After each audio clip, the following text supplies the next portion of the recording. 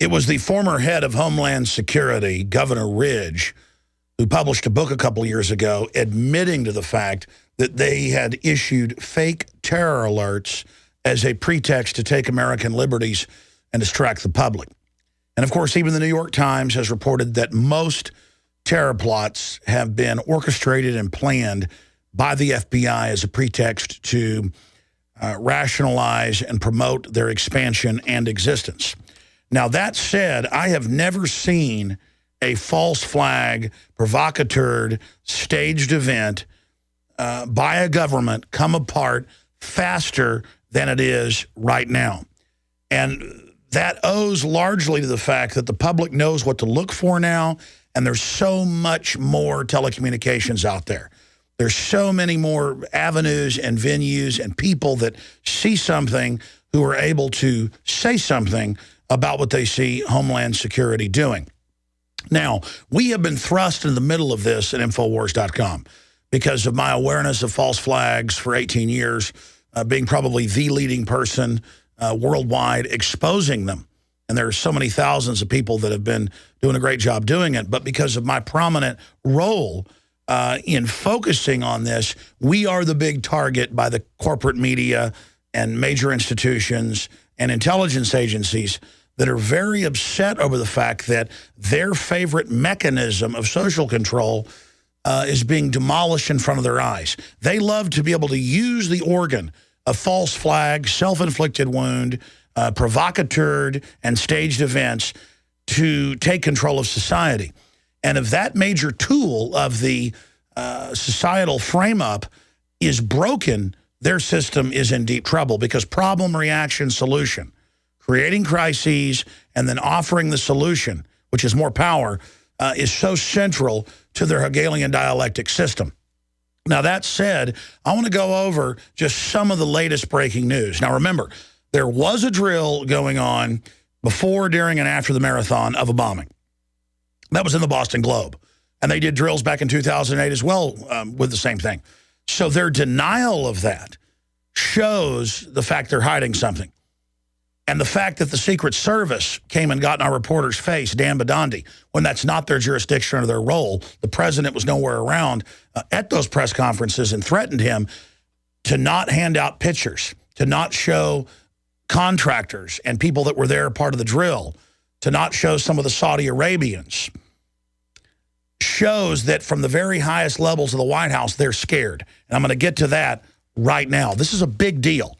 And quite frankly, politically, I can see it, but also in my gut, I know Infowars.com and my operation is in the greatest danger it's ever been because we are following this trail, and it is hot, and it is red hot. And we early on pointed out a bunch of prominent Saudis connected to the royal family who were there, some of them that were injured, and the fact that there was an attempt to cover up that fact. The attempt to cover up in basic criminology is one of the biggest red flags. And the White House has been forced to admit that, okay, we denied last week that this was going on and said that Drudge wasn't credible when Drudge was credible. It was hard to ascribe credibility to them, and I don't know if I would put Forbes and Drudge in the same sentence, but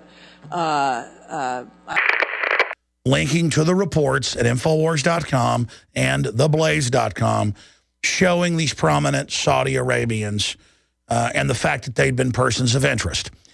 Infowars.com was the first to release that information. And she came out and said, don't look at that.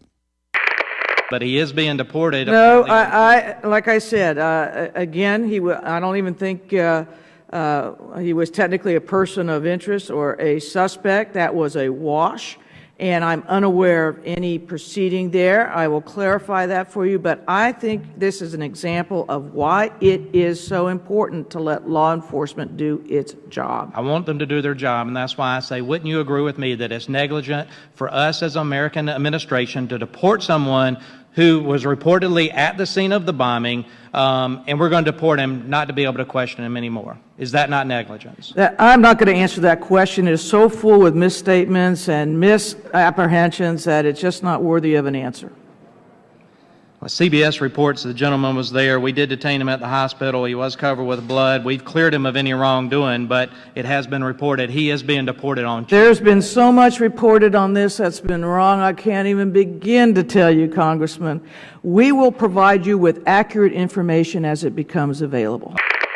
So now skip ahead 6 days, and Homeland Security and the White House have to quietly admit that, okay, Ali al-Harabi indeed was on the terrorist watch list, did visit the White House many times, in some cases being there for many hours. And okay, Michelle Obama did visit him, and we tried to cover this up. And okay, the Saudi foreign minister did have an emergency meeting with us the night of the bombing. But we don't want to discuss it, national security. So again, at every level, they don't want these pictures circulated. At every level, they're threatening reporters. At every level, they've got something to cover up. Today, we are enlisting the public's help to identify the two suspects. These images should be the only ones, and I emphasize the only ones, that the public should view to assist us. Infowars.com. We're aware of the lies. We're going to expose your lies. Again, the world is aware of false flags. Okay, we're not afraid of you. Okay, we got a constitutional right. We know about the false flags. Okay, we're aware of it. Infowars.com. He's an American citizen. And the big revelations just keep coming. The Georgia Senator Chambliss told News in Georgia that he had intel and information that agencies and groups knew about the plan for the bombings and didn't share that information and basically did nothing. Was there any prior knowledge, Joe? Because according to BostonGlobe.com, they said they were doing drills this morning for the same exact thing that happened, according to BostonGlobe.com. Now, was you guys given any warning ahead of time of this taking place? As I said earlier, there was no specific intelligence. We certainly increase our posture around a big event like this. All of those things happened in preparation for this event, but there was no specific intelligence that anything was going to happen. But now let's go back to a report from last Friday, April 19th, by Kurt Nimmo, where he pointed out that major Western foundations run by Zbigniew Brzezinski on record have been funding the very terror groups in Chechnya, Dagestan, Georgia, and other areas that have been carrying out terror attacks on Russian-controlled areas as a pretext to destabilize that country. Just as the White House, advised by Brzezinski, is using al-Qaeda in Libya and Syria against groups. I mean, this is such an incredible war crime. And Kurt Nimmo wrote about the fact that the supposed mentors of the two Patsy bombers were and are known CIA operatives. Then fast forward back to Wednesday, April 24th, when it comes out in the Russian and the Georgian news, and the Georgian government releases the documents, their military, that indeed Tamerlan, the older brother, was in a CIA-sponsored State Department elite meeting for these recruits in Georgia. Then you go back and look at how he had an alias that he was allowed to use going back and forth in the U.S., a fake alias. Those only work if they want to let you back in. This was authorized. This guy has all the MO of an asset, of someone being told that he's being groomed to be in the CIA. When you see the CIA ads on TV for young people to join, they're looking for people to not just bring them coffee. They're not just looking for young women to, give them sexual favors on the desk.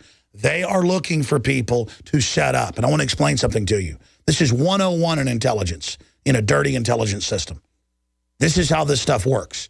And these guys were clearly set up. Now, did they really bomb things? They could have been part of the drill. That's why you have a drill. Everybody brings a black backpack. You've got dozens of people with black backpacks. You've got Army people. You've got what looks like SEAL contractors. You've got it all going on in a drill so that everybody feels comfortable. Everybody walks in with their backpacks. You leave your backpack part of the drill to test and see if the police find it. Then it goes off. You're a little freaked out, but you didn't do anything. You're naive. America's the good guys. You don't know that America's been taken over by global crime syndicates. And so you go to parties, you go have fun, you tweet and talk to friends and people. You don't think you're going to get in trouble because you don't think you bombed anybody. And then you get a phone call, as the mother has said. And she's the same lady who correctly said 5 years ago the FBI was with her children. And then 2.5 years ago, the Russians blew their cover and said, hey, You're sending these guys in and out of areas that are controlled with terrorists. Do they work for you? My son, it set up. He was controlled by FBI like for 5 years.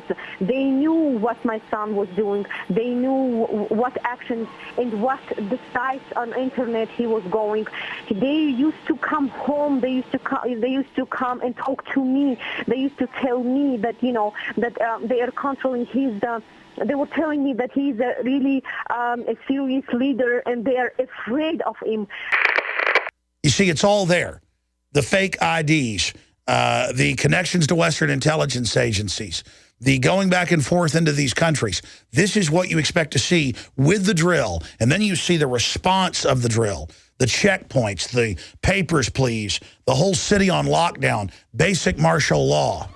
People chanting USA as their Bill of Rights goes up in smoke, and women come out of their houses with guns aimed at them, and the police say, well, they could all be with the terrorist.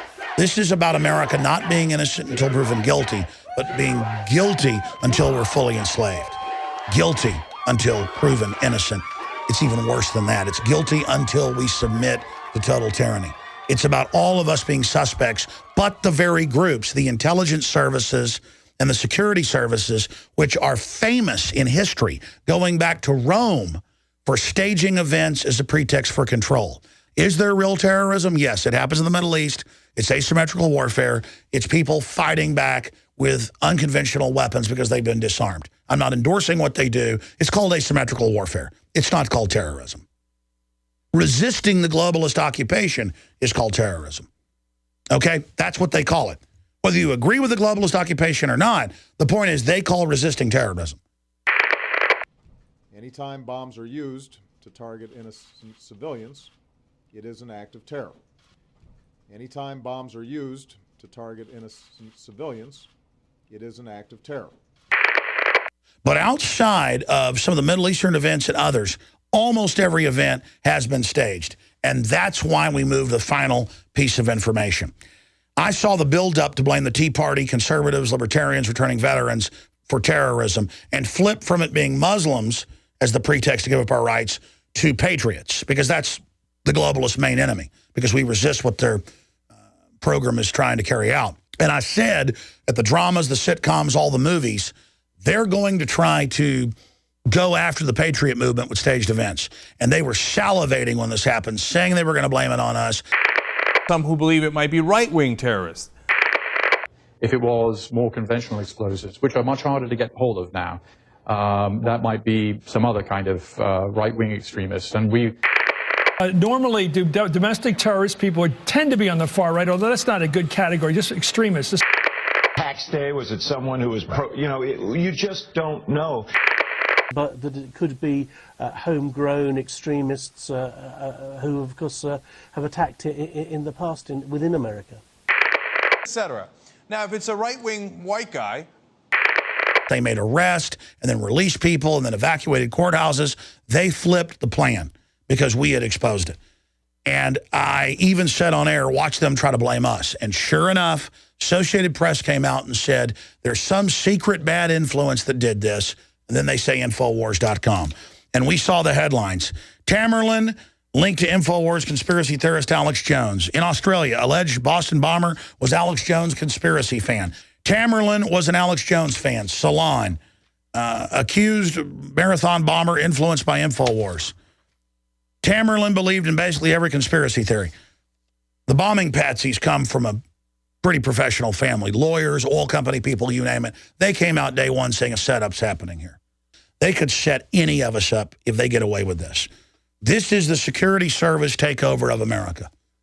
And they are trying to sell us that tyranny is actually security, and it's not. Tyranny is the opposite of security. And they're now trying to frame Infowars.com with absolutely no evidence. Hey, some guy in a foreign country said he liked Infowars. This is just incredibly creepy. To be so on target and exposing their program, and to have America waking up to it, and to have them have to go so far as to try to connect us to it, really just shows that we're effective. You've got to realize there's different forces in this world. There's not just evil. There's also good. But there's also the complacent big middle that wear their complacency like a shield, and you're the people that are allowing all this evil to take over.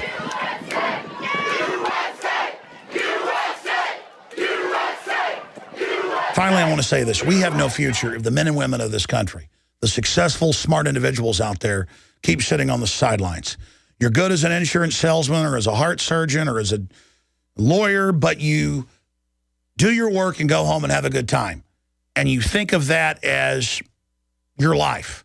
But your life isn't real if you don't speak up for your basic freedoms. There is no special interest for freedom and due process and private property and family in this country. And that's why it's all under attack. You have to stand up as a special interest for basic human dignity and liberty. They try to distract you with all these fake civil rights issues when battles that have already been fought and won, when we need to be fighting for transparency in government, national sovereignty that's a firewall to global tyranny, when we should be standing up for monetary freedom and not to give $85 billion a month to foreign offshore banks and to have that secret from Congress. There are hundreds of other things. The basic right of an individual to be armed. I can't be armed. I'm collectively bad and can't be trusted. When statistically gun owners drop crime by 49% when you have higher gun ownership. But government, that's historically the most dangerous thing that you're supposed to keep on a short leash, it can be trusted to have a gun? We're entering very, very dark times, and it's good that people are starting to wake up, but not fast enough. You need to speak out. You need to say no. You need to get involved and not let them attach tyranny to the chant USA, USA, USA. When we get our factories back and turn our plants back on, our power plants, when our children get off the government drugs they're shipping in and get off the Prozac-type drugs and all the GMO, then we'll chant USA. That's what USA is about individualism and freedom and honor and dignity. This operation is a false flag. It is a staged event. These guys are definitely patsies that were set up. And they're manipulating our tribalism that, hey, the guys from the other tribe bombed us, but we got them. When the truth is they were young men recruited by globalist intelligence agencies and set up horribly. And they could do it to any of us. We're all in grave danger. That's our report. I hope you get it out to everybody you know, because this thing was a staged event. Was it completely provocateur? In fact, beyond provocateur. It was a complete setup of patsies like Lee Harvey Oswald and Tim McVeigh. Today, we are enlisting the public's help to identify the two suspects. These images should be the only ones, and I emphasize the only ones, that the public should view to assist us. Yes, these men and their hypnotized followers call this a new order. It is not new, and it is not order.